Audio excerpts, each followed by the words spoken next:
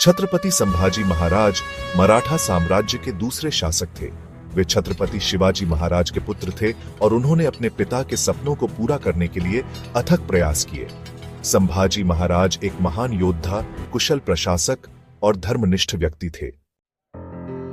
संभाजी महाराज का जन्म 14 मई 1657 को पुरंदर किले में हुआ था। जब वे मात्र 2 वर्ष के थे, तभी उनकी माता सईबाई का निधन हो गया। उनका पालन पोषण उनकी दादी जीजाबाई ने किया। संभाजी महाराज को बचपन से ही युद्ध कला और राजनीति की शिक्षा दी गई थी। वे बहुत ही बुद्धिमान और पराक्रमी थे।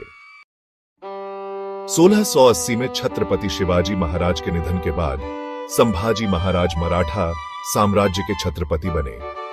उन्होंने अपने पिता की नीतियों को जारी रखा और मराठा साम्राज्य का विस्तार किया। संभाजी महाराज ने अपने शासनकाल में कई युद्ध लड़े।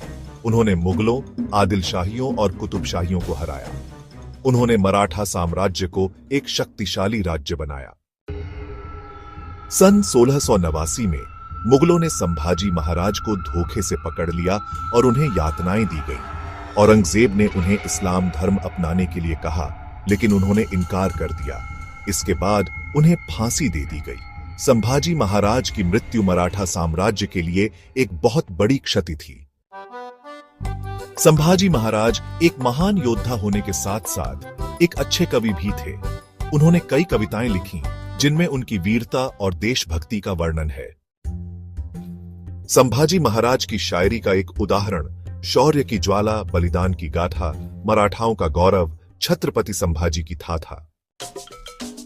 संभाजी महाराज ने अपने धर्म और देश के लिए अपना बलिदान दिया। उनकी मृत्यु ने मराठा साम्राज्य को और भी अधिक शक्तिशाली बना दिया। संभाजी महाराज आज भी हमारे दिलों में जीवित हैं। वे हमारी प्रेरणा हैं। उन्होंने हमें सिखाया कि हमें अपने धर्म और देश के लिए हमेशा तत्पर रहना चाहिए। औरंगजेब के सामने पेश करो इस काफिर को।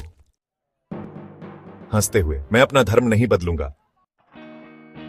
रोते हुए, संभाजी महाराज की जय। संभाजी महाराज को फांसी दी जाती है। सभी लोग संभाजी महाराज की वीरता और बलिदान को याद करते हैं।